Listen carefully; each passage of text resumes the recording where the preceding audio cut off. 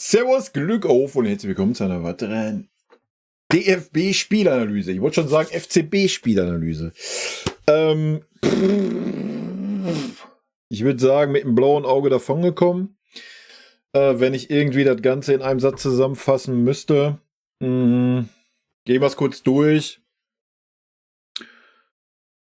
Im Großen und Ganzen echt ein schwaches Spiel von uns, ja. Ein starkes Spiel von der Schweiz, meiner Meinung nach. Die haben taktisch sehr gut gespielt. Man hat gesehen, wie schwer wir uns tun, wenn ein Gegner unsere Taktik durchschaut, indem man einen Wirtz doppelt, einen Musiala doppelt und einen Toni Kroos anläuft. Dann sehen wir das, was wir gesehen haben. Ja, dazu war dann irgendwann so, hatte man das Gefühl, so die Leute haben auch keinen Bock mehr, wenig Bewegung vorne drin, aber keinerlei Raum vorne gehabt, also auch keinerlei Ideen, wie ich schon sagte, wenig Bewegung, wenn so Musiala oder ein Wirtz, die beide so ihre 2, 3 Aktionen hatten, da mal eine gute Aktion hatten, ja, dann mussten sie 2, 3, 4 austanzen und dann war keinerlei Bewegung da, keiner, wo man den Ball hätte hinspielen können und der Ball war dann irgendwann weg. Dass ein Robert Andrich dann das Spiel machen musste, weil er dann derjenige war, der immer frei war, weil Toni Kroos angelaufen wurde. Hat ordentlich gemacht, hat mir ganz gut gefallen auch. Aber ansonsten, das hat so ein bisschen was von Tuchel-Fußball gehabt. Ja, man sieht, was der Gegner macht. Und man reagiert nicht drauf. Man spielt den gleichen Scheiß einfach stumpf weiter. Ja? Also Katastrophe. Wirklich Katastrophe. Erste Halbzeit, okay, kann man dann noch durchgehen lassen. Wir gucken gleich mal die Statistiken rein, da sind wir natürlich überall weit vorne. Aber ja, den Ballbesitz, den wir hatten, der war super langweilig. Ja, super langweilig. Wir haben 300 Jahre gebraucht, um einen Flankenwechsel zu machen. Zweite Halbzeit, wie oft ein David Raum oder davor auch wie oft ein Musiala in die Tiefe gegangen ist, in den Raum gestartet ist und der Ball einfach nicht kam. Ja. Kein Mut zum Risiko, ich weiß es nicht, ganz schwer einzuschätzen. Mir hat so insgesamt der letzte Wille bei 80% der Spielern gefehlt. Mit welcher Berechtigung, um das schon mal vorwegzunehmen, Kai Havertz länger wie 45 Minuten auf diesem Feld stehen durfte, ist mir ein absolutes Rätsel. Ja, also der Typ war eine Katastrophe. Eine absolute Katastrophe. Ja, diese 2 Kopfballdinger, die er hatte. Junge, wir haben es dann gesehen beim Füllkrug. Ja, so köpft man Bälle. Also ich weiß nicht, was das soll. Ganz schwierig. Warum Nagelsmann da nicht reagiert hat, I don't know, ich weiß es nicht. Warum man da bis 15 Minuten vor Schluss wartet, keine Ahnung. Warum man da Musiala und Wirtz auswechselt, weiß ich auch nicht so wirklich, aber da gehen wir gleich mal ein bisschen drauf ein. Ja. Anfangsphase. Ja, wir haben den Ball gehabt. Ja, wir haben mehr Zweikämpfe gewonnen. Konnten uns aber nicht wirklich auch nur ansatzweise mal eine gefährliche Situation erspielen. Ja, das Tor, was da nicht gegeben wurde, was zu Recht nicht gegeben wurde, das war ein Foul von Musiala, auch wenn er zurückzieht, der berührt ihn und Feierabend. War wieder so ein Sommermoment. Grüße gehen raus an Jan Sommer. Danach hat er gut gehalten, ja, aber so ein Ding hat er halt immer mal drinne. Das war es aber auch. Das war es. Wir gucken jetzt mal erst in die Statistik, ja. Bitteschön, das ist unsere Statistik. Schüsse aufs Tor 3. Schüsse insgesamt oder Schüsse neben das Tor 10, also insgesamt 13:4 Torschüsse.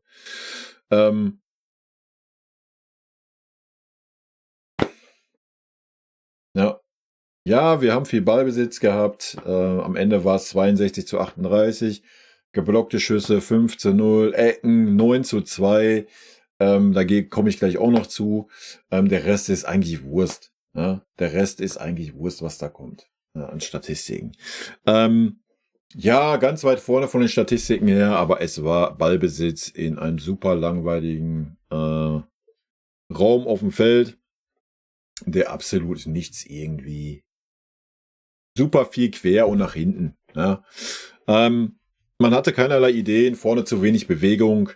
Musiala und Wirtz wurden zu großen Teilen ausgeschaltet. So die erste halbe Stunde war von Musiala noch einiges zu sehen, wenigstens. Ja, da sich ab und wann ein Herz genommen.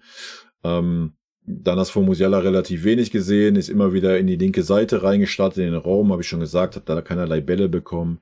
Dann hast du vom Wirtz 2, 3 Aktionen gesehen, den super Pass zum Beispiel auf Musiala, Musialas Schuss war dann echt schwach. Ja, zentral auf den Sommer, also keine Ahnung, entweder hätte er den Kopf hochgenommen, hätte ihn vielleicht quer in den Raum reingelegt, hätte Fahrradkette oder hätte ihn einfach mal ein bisschen weiter nach rechts oder links aufs Tor geschossen. Ja, so war es natürlich ein No-Brainer für den Sommer. Das war die einzig wirklich gute Chance. Dann 2 Kopfbälle vom Havertz, die klar kläglich vergeben wurden, wo er beides mal super frei war. Und dann halt das Tor. So, diese 4 Chancen würde ich nehmen, wo man sagen kann, jo, das war vielversprechend, alles andere war halbgarer Mist. Ja, können wir kurz zusammenfassen. Dann hast du noch das Glück gehabt, dass es ein Tacken im Abseits war, ja, von der Schweiz, sonst wäre es das 2:0 gewesen. Ja, wenn man das Spiel gesehen hat, muss man leider, wenn man Realist ist, sagen, so wirst du nicht um den Titel spielen. Ja. Meine persönliche Meinung. Mit so einer Leistung, entweder war das jetzt die Ausnahme, ich weiß es nicht. Vielleicht auch, weil wir die agierende Mannschaft waren und der Rasen scheiße in Frankfurt, Blasels, die Ausreden. Das werden wir sehen in den kommenden Spielen, ob das wirklich am Rasen lag. Klar lag es bei der Schweiz, die mussten auf demselben Rasen spielen, aber klar ist es natürlich einfacher, wenn du taktisch eher diszipliniert defensiv arbeitest und stehst, als wenn du das Spiel machen willst auf so einem Rasen.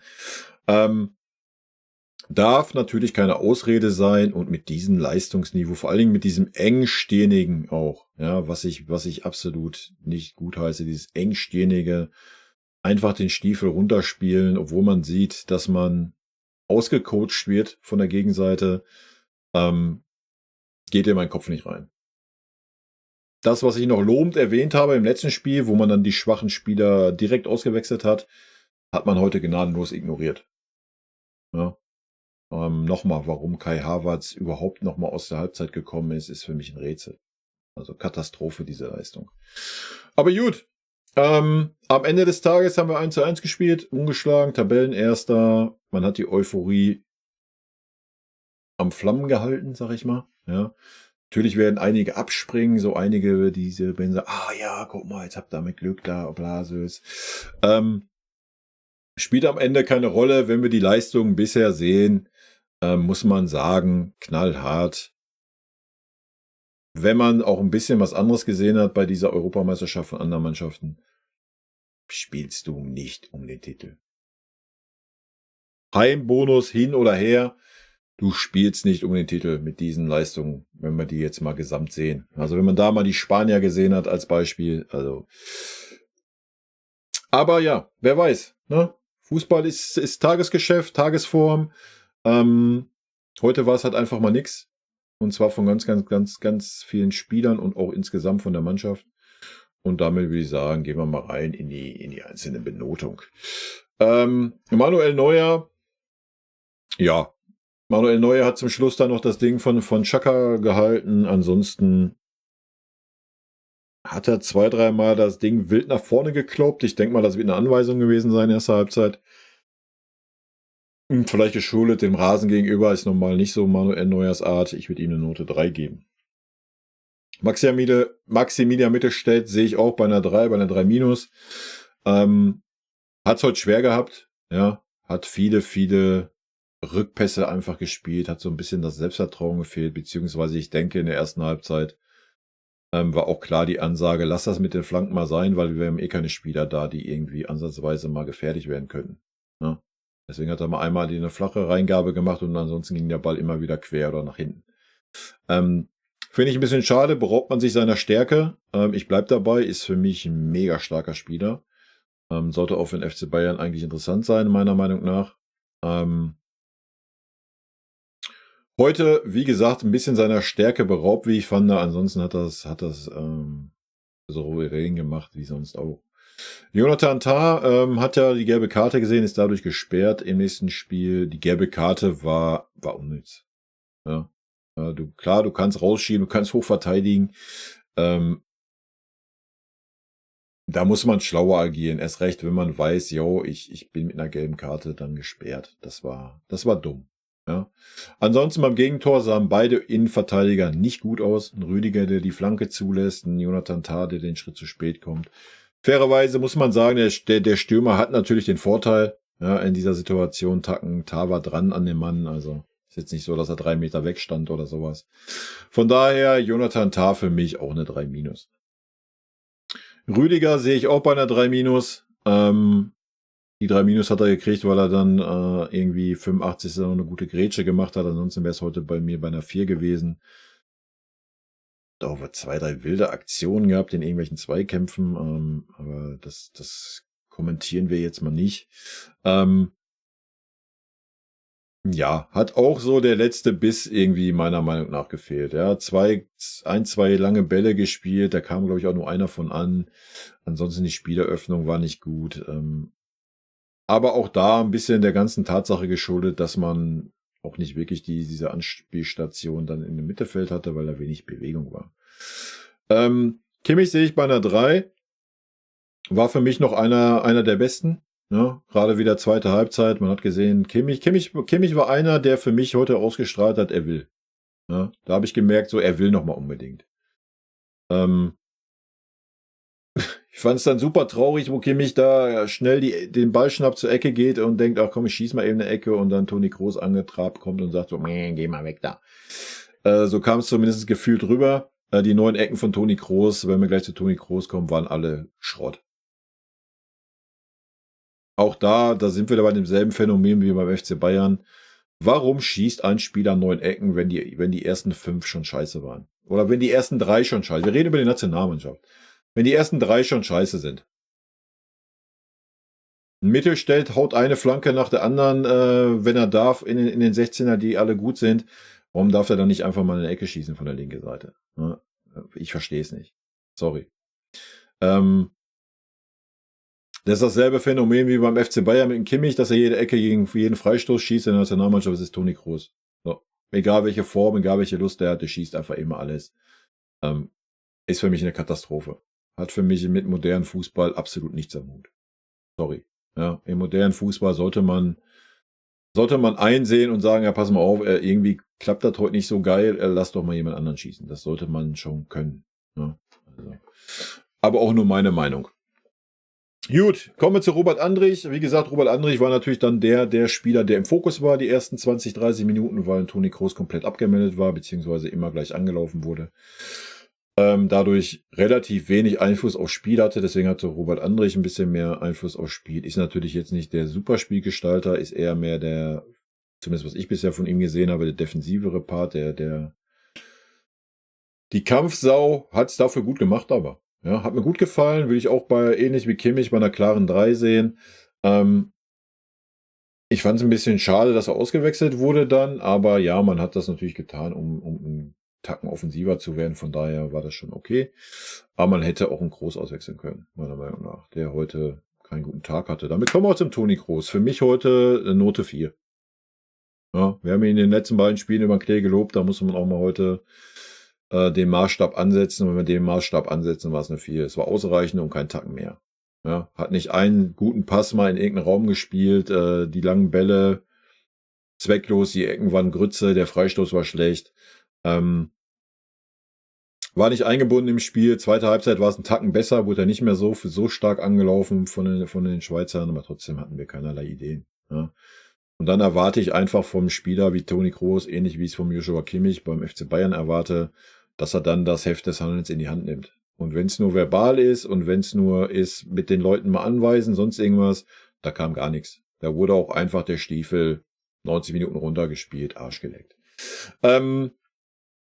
Damit kommen wir zu Florian Wirtz und Jamal Musiala. Habe ich ja schon eingangs gesagt, sehe ich beide auf einem Level. Ja, beide für mich heute auch eine 3-. Aber auch nur, weil wir den Punkt geholt haben. Ja, also können wir das Ergebnis noch ein bisschen mitnehmen. Weiß ich nicht. Sie haben es beide super schwer gehabt. Das ist aber kein Vorwurf, die Benotung. Ja, sie standen immer mindestens gegen 2, meistens sogar gegen 3. Sie wurden knallhart zugedeckt. Wenn sie am Ball waren, wurden sie gleich gedoppelt, gleich aggressiv angelaufen. Und dann haben wir gesehen, was die deutsche Mannschaft noch wert ist, offensiv. Nichts. Nichts. Und nichts. Ja, wenn die beiden Spieler aus dem Spiel genommen sind und ein Toni Kroos dazu angelaufen wird, es bleibt nichts mehr übrig. Nichts. Ilkay Gündogan nicht zu sehen. Kai Havertz, wenn er zu sehen war, absolute Katastrophe. Ja, die Blaupause, wie du gegen Deutschland spielst. Ja, Florian Wirtz und Musiala am besten in Manndeckung nehmen, dazu immer gleich einen zweiten draufschicken, wenn derjenige am Ball ist, und einen Toni Kroos anlaufen. Feierabend. Ja, das komplette deutsche Spiel eingestellt. Und wir haben keinerlei Plan B. Haben wir heute ganz klar gesehen. Keinerlei Plan B. Ne? Wild. Ilkay Gündogan, ja. Auch da an dem Maßstab gemessen und daran, dass er Kapitän ist, für mich auch Note 4. Auch da erwarte ich, ähnlich wie beim Toni Kroos, dass man dann mehr Einfluss nimmt. Ja, es war da ein bisschen besser, wo dann Andrich draußen war, wo wir mit der Doppelspitze gespielt haben, wo Gündogan einen Tacken nach hinten gegangen ist. Hat da ein bisschen mehr Raum gehabt, konnte auch mal einen Ball annehmen, konnte auch mal einen Ball spielen. Ja, da war er ein bisschen drin im Spiel, hat mir besser gefallen. Davor auch er keinerlei Chance, da gegen die Schweiz durchzukommen. Ja, die Schweiz war taktisch saustark, defensiv saustark heute. Hat sich super schwer getan.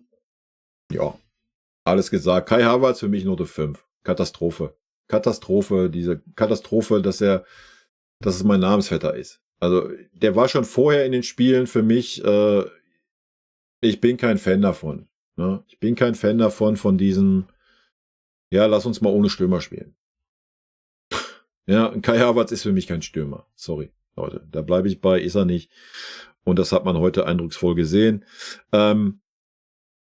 Ich weiß, das ist Nagelsmann Fußball. Ja, der war lange genug Trainer beim FC Bayern. Ich weiß, dass das Nagelsmanns Vorstellung ist von Fußball. Das hat man dann auch gesehen, dass man dann lieber noch einen Bayer reingebracht hat mit einer Art Doppelspitze, anstatt erstmal den Füller reinzubringen, der ein richtiger Stürmer ist. Ich verstehe es nicht. Wenn wir jetzt wenigstens gesagt hätten oder gesehen hätten, wow, geil, der Kai Havertz, super Kombinationsspiel mit Musiala, Ika und Wirtz und alles läuft gut, ja, der macht nur einfach die Hütten nicht. Alles gut, hast ja ein Argument, ne? Aber der Mann, der ist ein Chancentod. Das ist doch kein Stürmer, Alter. Die beiden Kopfballdinger, die er hatte, frei. Er stand komplett frei. Konnte hochsteigen, ohne bedrängt zu werden und den Ball aufs Tor köpfen. Und zweimal so ein Ding. Ne? Und ansonsten 0 im Spiel drinne. 0. Was soll da ein Füllkrug schlechter machen? Ne? Ich denke, er hat es heute wieder bewiesen mit dem Tor, was er dann einfach einnickt. Feierabend. Ja? Ich verstehe nicht, warum man sich darauf einlässt, wir sind Deutschland, wir müssen ohne Stürmer spielen. I don't know. Geht in meinen Kopf nicht rein.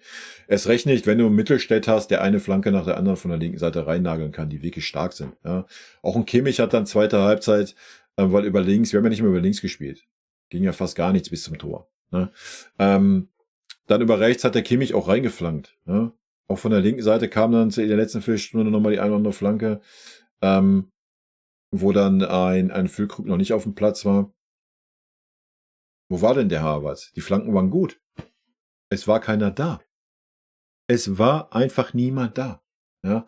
Und das meine ich damit, dass man 90 Minuten den Bums runterspielt oder 75 Minuten. Dann hat man ja reagiert. Dann hat man endlich mal einen Stürmer reingebracht, der im Strafraum zugegen ist. Der weiß, wo er hingehört. Ja? Also, ich weiß nicht, warum man das erst 75 Minuten runterspielen muss und seinen scheiß Dickschädel durchsetzen muss. Genauso Müller. Müller hätte diesem Spiel heute richtig, richtig gut getan. Das ist ein originales Müller-Spiel. Ja? Kein Raum, der Gegner steht super geordnet, super stark defensiv. Das ist ein Müller-Spiel. Hat man nicht gezündet, die Karte, keine Ahnung. Am Ende des Tages alles gut, ist gut gegangen. Wir haben 1:1 gespielt. Wie gesagt, sind mit dem blauen Auge davongekommen. Ja, Noten haben wir durch. Note Nagelsmann, Note 4. Ja, wie gesagt, erste Halbzeit hat er sich auscoachen lassen, meiner Meinung nach.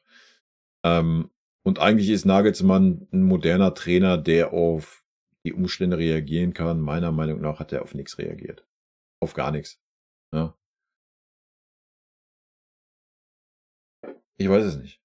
Ich glaube, Musiala hätte sich, oder ein Wirtz, gut, zweite Halbzeit war Wirtz ein bisschen, kann man ein bisschen mehr so Tiefe wie Musiala teilweise ab der 30. in der ersten Halbzeit.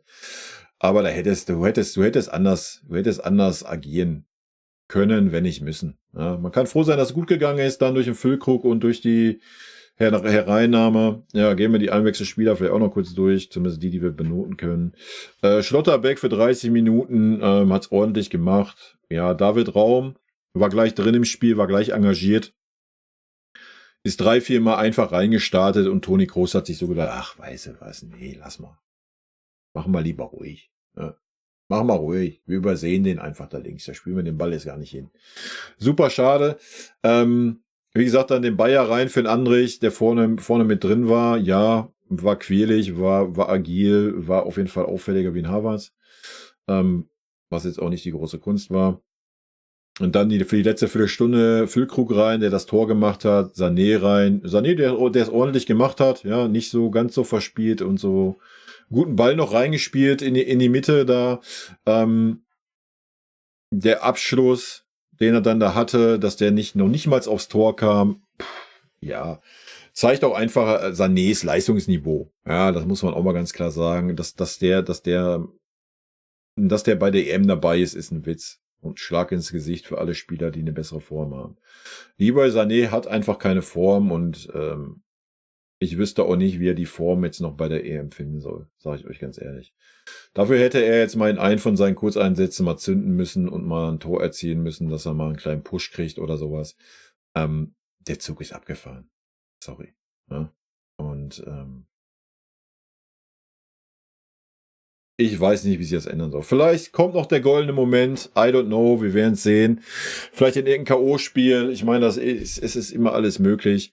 Müssen wir ja gar nicht drum herum reden. Aber ansonsten sehe ich ich sehe es nicht. Sagen wir es so. Und ja, je nach Gegner, der jetzt kommen wird. Ich denke, Italien wäre eine Katastrophe für uns. Ne? Wenn wir Italien als Gegner kriegen würden. Das wäre eine richtige Katastrophe. Sag ich euch, wie es ist. Weil die sind genauso abgewichst. Und die sind meiner Meinung nach noch stärker im Konter, wie es die Schweiz ist. Ja, das ist meine Meinung. Klingt jetzt vielleicht wieder sehr negativ, soll es gar nicht sein. Aber das war heute, als guckt man den FC Bayern. Grüße gehen raus an Anbu, der gesagt hat, er kann es nicht mehr abwarten, weil er schönen Fußball sehen will. Es war kein schöner Fußball, Leute. Heute war es kein schöner Fußball. Aufgrund des Gegners. Ja. Und auch aufgrund unserer nicht vorhandenen Spielfreude. Unser letzte Wille hat meiner Meinung nach gefehlt. Die letzten 10%. Und die haben gefehlt, weil die Schweiz es einfach gut gemacht hat.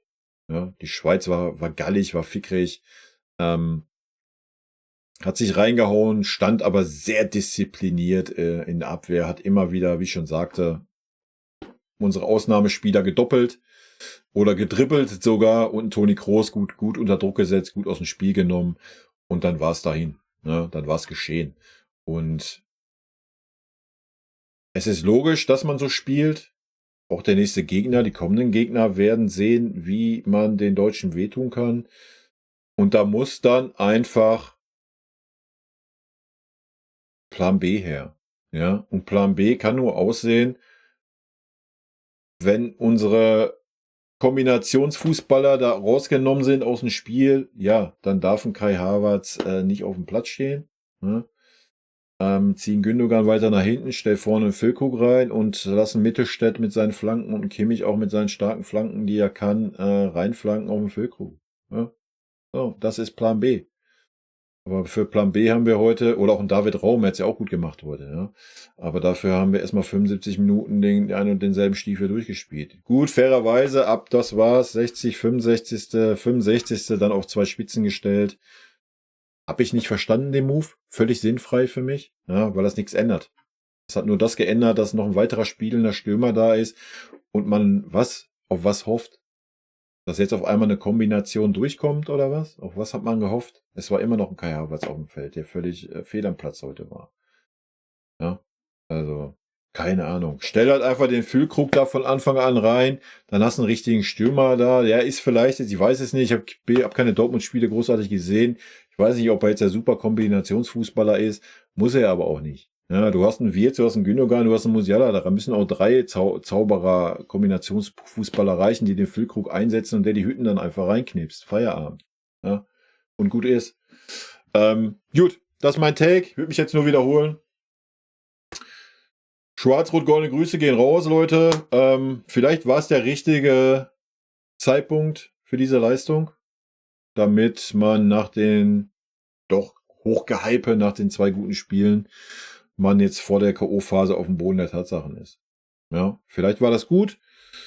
Ich weiß es nicht. Ich denke, man hat gesehen, dass der Hype oder dass die Mannschaft vielleicht ein bisschen overhyped wurde, aber wir haben gut gespielt, aber das waren natürlich keine Gegner, die taktisch auf dem Level spielen, wie es die Schweiz zum Beispiel jetzt getan hat. Ja, und da kommen natürlich trotzdem noch stärkere Gegner wie die Schweiz auf uns zu.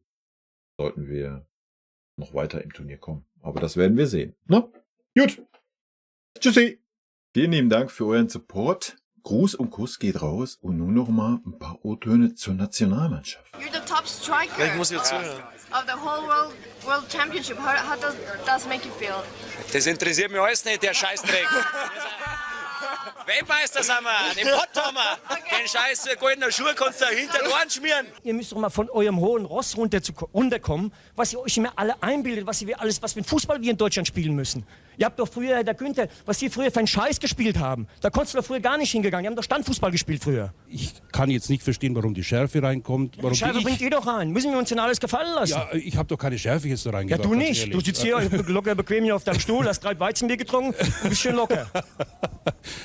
Also in der Mannschaft ist es kein Thema. Ich denke, 80% von euch und ich krauen sich auch mal an den Eiern und daher ist alles gut.